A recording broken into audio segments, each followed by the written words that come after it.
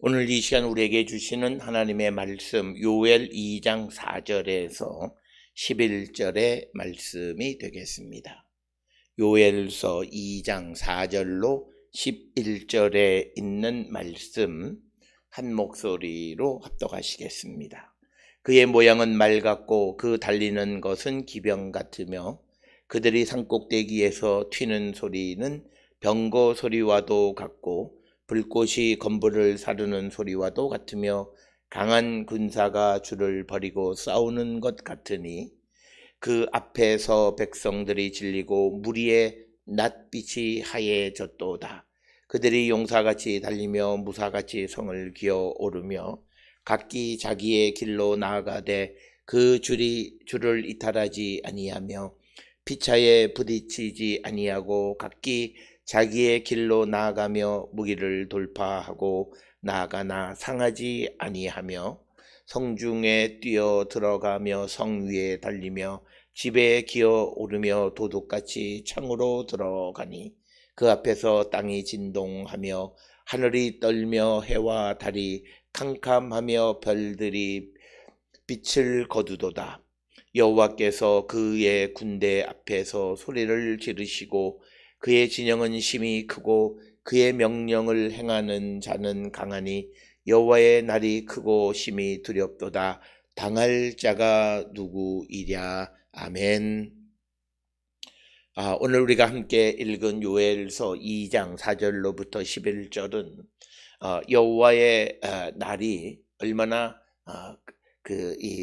두렵고 그날을 당할 자가 없는가 하는 것을 이제 4절로부터 10절까지 아주 디테일하게 자세하게 묘사하고 있는 부분이 되겠습니다. 특별히 오늘 주시는 이 본문은 하나님의 심판의 도구인 2장 2절에 나오는 많고 강한 백성, 즉 이스라엘을 공격하는 이방인의 침략의 모습을 묘사하고 있거나 또는 하나님의 심판의 도구로 이스라엘에 보내는 메뚜기 떼에 관한 모습이거나 혹은 오늘 우리가 읽은 11절에 기록되어 있는 것처럼 하나님의 군대의 그 모습을 아주 전쟁의 상황처럼 아주 자세하게 묘사하고 있는 그런 말씀인데, 특별히 성경에서 이처럼 하나님의 군대가 세상을 심판하시는 과정을 아주 디테일하게 묘사하는 목적이 무엇이냐? 그것은 다른 것이 아니라 무엇보다도 하나님께 복종해야 함을 강조하고 있는 것입니다. 즉 하나님에게 순종하지 아니하고 하나님을 떠난 자들은 이러한, 즉 2장 4절로부터 11절에 기록되어 있는, 그리고 이 요엘서 2장에 있는 여호와의 날이 임하게 되면 이렇게 두렵고 엄청난 멸망이 그들에게 임하게 된다. 그리고 이것을 당할 자가 없으니 우리에게 있는 방법은 딱 하나, 하나님께 순종하는 것이다 라고 하는 것을 우리에게 가르쳐주는 말씀이 되겠습니다.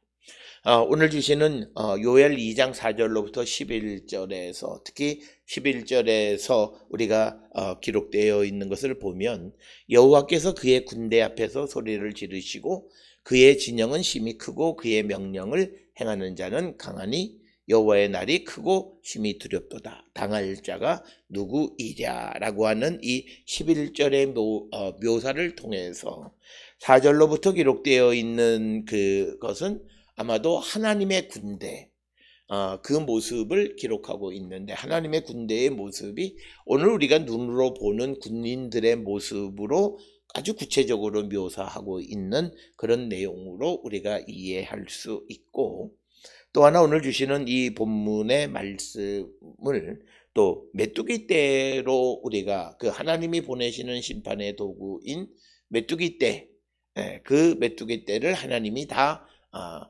통치하신다라고 하는 것. 그래서 우리가 이 4절로부터 11절은 이스라엘을 공격하는 메뚜기 떼의 모습을 마치 전쟁에 참여한 군인들이 성을 점령하는 모습으로 묘사하는 것이다, 이렇게도 이해합니다.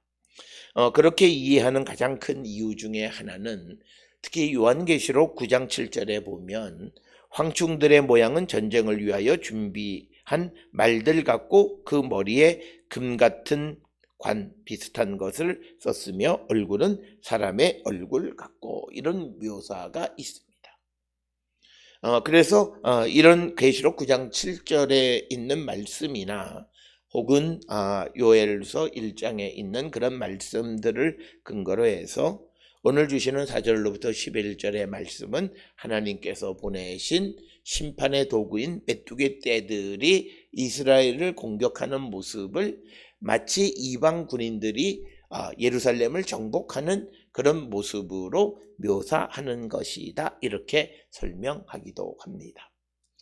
그러면 어떤 설명이 맞느냐는 우리는 정확하게 알 수는 없지만, 그러나 오늘 주시는 이 말씀을 통해서 우리에게 분명한 것은 여호와의 날이 이르면 하나님을 떠나고 악을 행하는 자들에 대한 하나님의 심판은 그것이 이방인들을 통해서 그들을 아주 완전하게 멸망시키시거나 혹은 하나님께서 메뚜기 떼를 통해서 이스라엘의 모든 곡식을 완전하게 멸망하게 하는 것이나, 어쨌든 하나님의 멸망을 피할 수 없다. 그러기에 이런 말씀을 통해서 하나님께 돌아오라라고 하는 것입니다.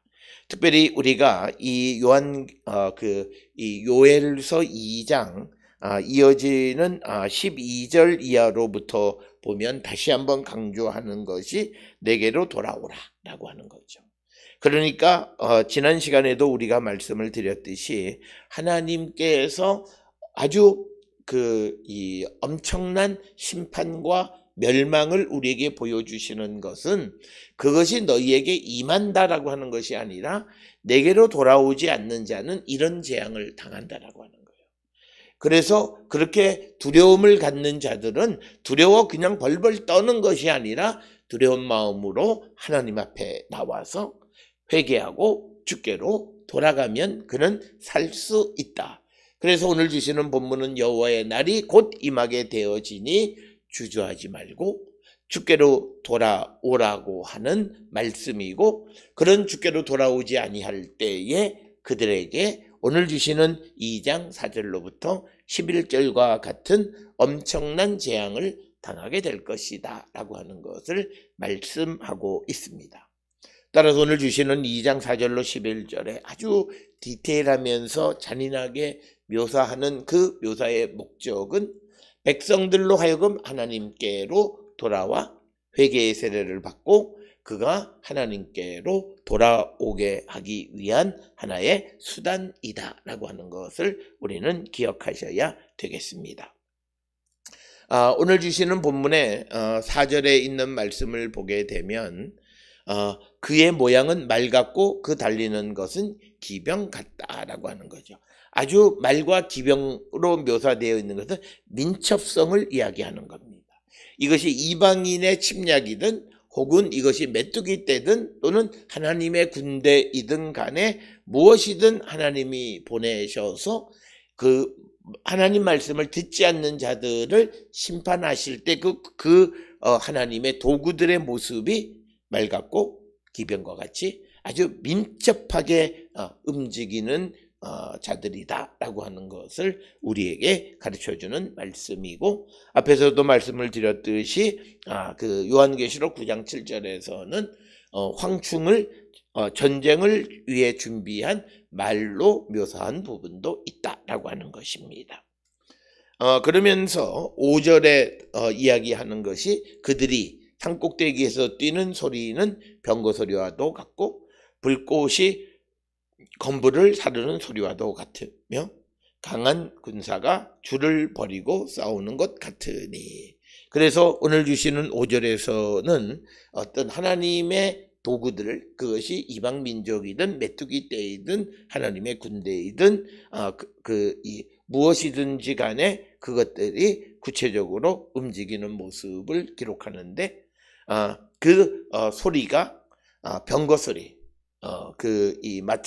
전차가 달리는 소리, 또는 불꽃이 건물을 사르는 다다닥 하는 그런 소리, 그러면서 강한 군사가 줄을 벌리고 싸우는 것 같다라고 하는 겁니다.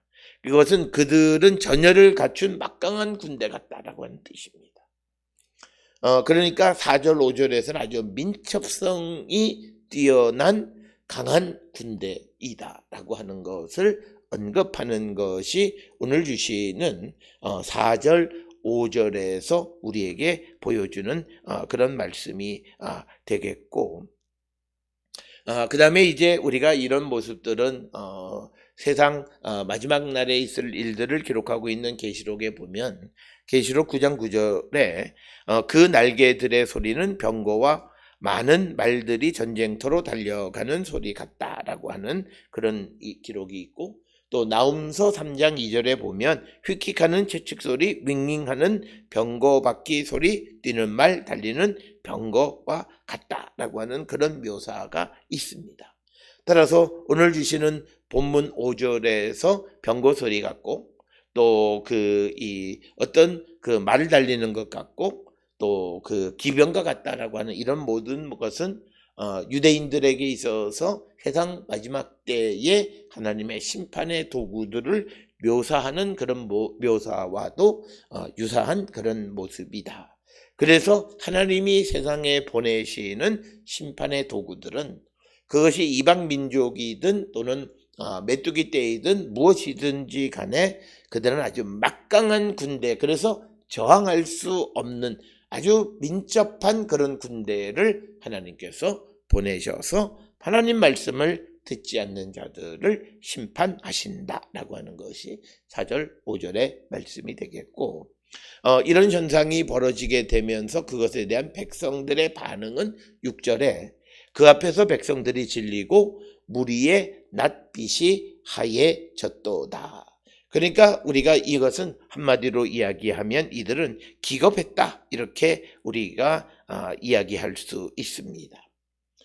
특별히 오늘 주시는 본문에서 6절에 그 백성들이 질리고 하는 이 백성이 어떤 민족을 의미하느냐라고 하는 것은 정확하게 본문이 언급하고 있지는 않지만, 그러나 요엘서의 내용을 통해서 보면 이스라엘 백성 혹은 유다 백성을 이야기하고, 그 다음에 넓게는 하나님의 말씀을 듣지 않는 모든 백성들, 그들을 의미하는 것으로 우리가 이해할 수 있다라고 하는 겁니다.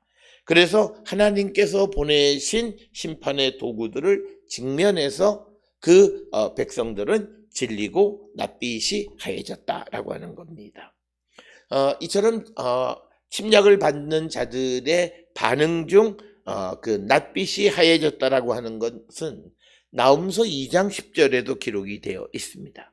니느웨가 공허하였고 황폐하였도다. 주민이 낙담하여 그 무릎이 서로 부딪히며 모든 허리가 아프게 되며 모든 낯이 빛을 잃도다. 그래서 오늘 주시는 낯빛이 하얘졌다, 백성이 질렸다, 이것은 뭐냐면 백성들이 모두 그 심판 앞에서 낙담하는 모습입니다. 우리가 싸울 수가 없고 도망갈 수가 없다라고 하는 그런 반응이 질리고 낯빛이 하얘졌다라고 하는 것. 그래서 11절에도 기록하고 있지만 하나님의 심판을 우리가 면할 자는 아무도 없다라고 하는 겁니다. 그러면서 7절에 그들이 용사같이 달리며 무사같이 성을 기어오르며 각기 자기의 길로 나가되 그 줄을 이탈하지 아니하며, 이렇게 되어 있습니다. 그러니까 오늘 주시는 이 7절로부터 이제 9절에 나오는 것은 이제 적들이 침략해서 성을 점령하는 그런 성에 대해서 성에 접근하는 접근성에 대해서 아주 디테일하게 묘사하고 있고, 그래서 7절로부터 9절까지에서 보게 되면 그 군인들은 성을 기어오르는 모습, 그것을 묘사하고 있는데, 그들이 성을 기어오르고 각기 자기의 길로 나가되, 여기서 말하는 자기의 길로 나간다라고 하는 것은 각자에게 주어진 임무를 수행하는데 그 줄을 이탈하지 않고 대열을 맞춰서 자기의 임무를 수행한다라고 하는 것이고, 8절에 피차 부딪히지 아니하고 각기 자기의 길로 나가며 무기를 돌파하고 나가나 상하지 아니하며.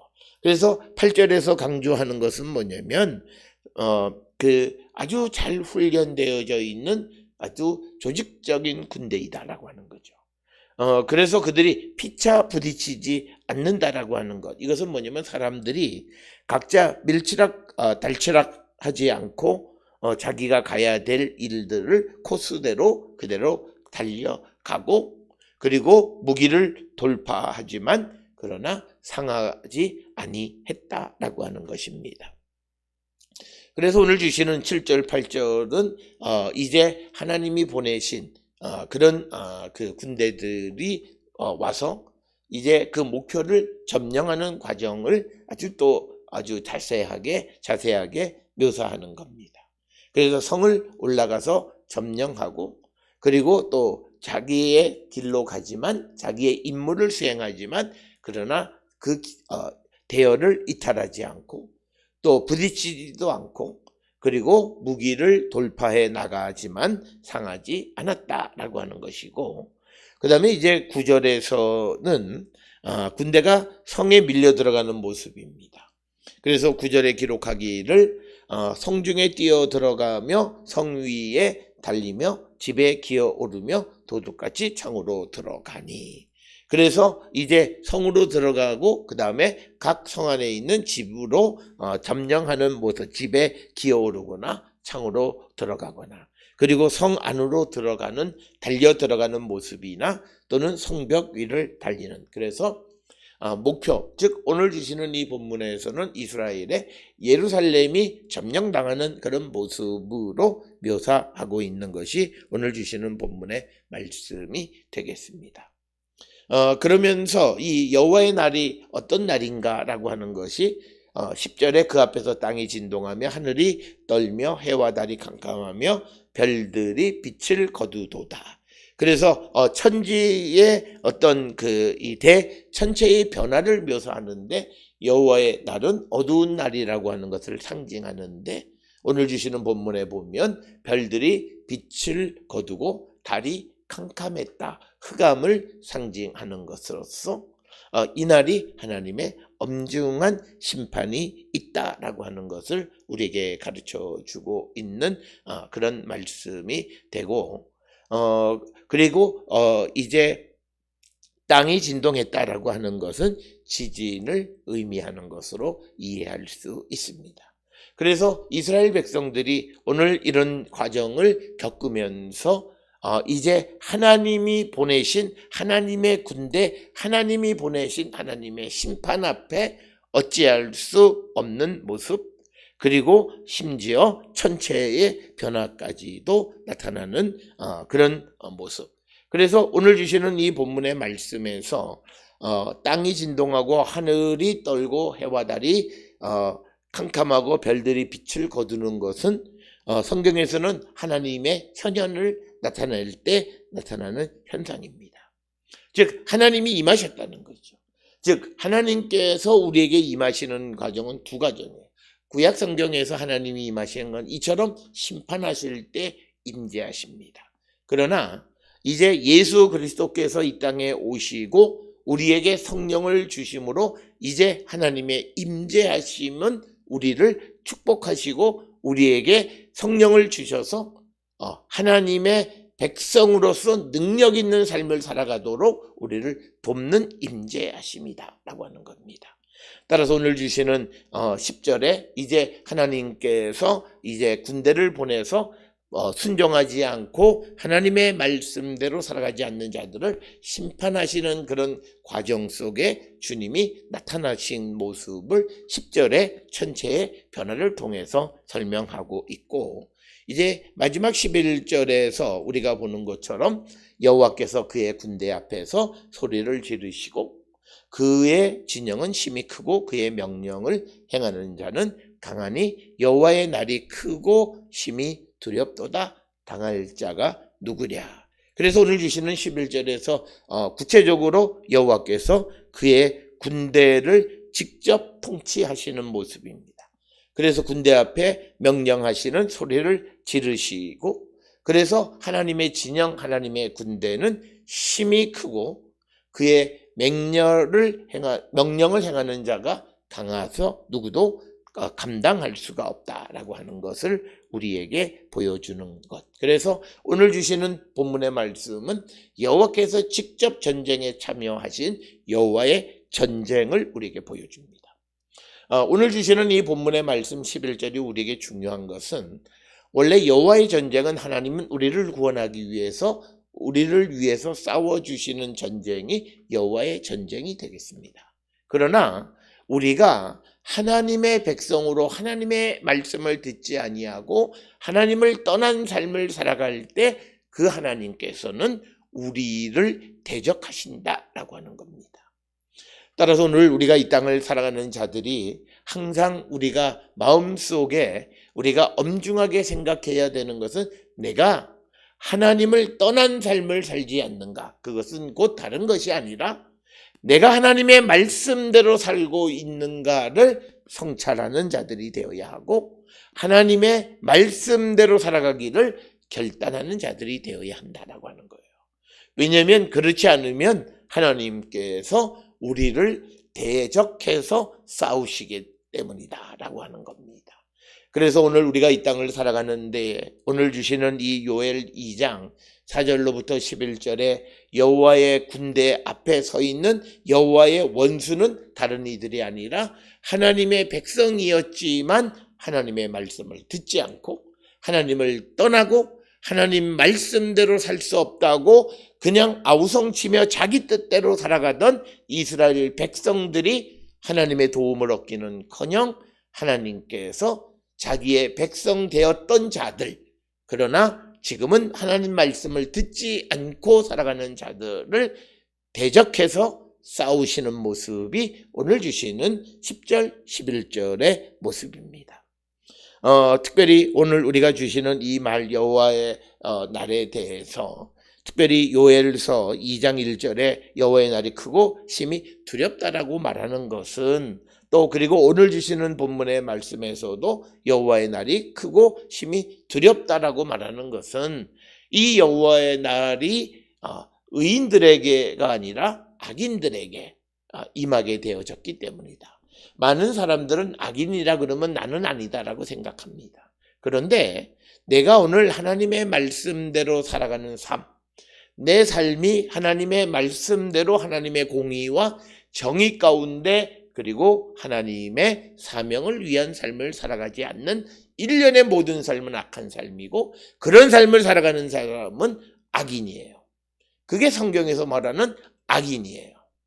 그저 내가 예배에 다니고 기도하고 찬송 부르고 조금 내가 해야 될 도리를 한다고 생각하면서 세상 속에서 나쁜 일을 행하며 살아가는 자들.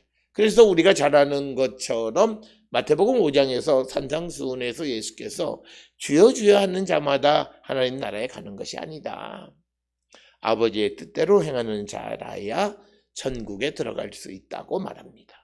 즉 천국에 들어가는 자와 천국에 들어가지 못하는 자의 차이는 천국에 들어가지 못하는 자는 하나님이 그들을 대적하시는 거고 천국에 들어가는 자들은 하나님이 그들을 도우셔서 그들이 천국에 들어가는 겁니다. 그러면 내 삶이 입으로만 주여 주여 하면서 하나님의 말씀대로 살지 않은 악인의 삶을 살고 있는가? 아니면 내가 하나님의 말씀 안에 살고 있는가라고 하는 것을 우리는 한 번쯤 냉철하게 우리는 자신을 성찰하셔야 합니다. 많은 이들은 예수께서 단번에 우리를 위해서 피 흘리셨다. 그래서 우리의 죄가 사해 주셨다. 그래서 우리는 더 이상 그런데 그 사람들의 그 모습의 잘못된 이해는 우리가 예수 그리스도 안에 거듭나면 우리의 죄가 죽고 우리 안에 하나님의 영이 살아난다는 거예요. 그러면 하나님의 영이 거하고 하나님이 내 안에 있는 자는 우리가 거룩한 자이기 때문에 악을 행할 수가 없어요. 내가 예수를 영접했다, 성령을 체험했다 그러면서 남을 속이고 남을 해하고 남에게 시기하고 질투하고 정욕대로 살아가면서 내가 성령 충만하다. 있을 수 없는 일이에요.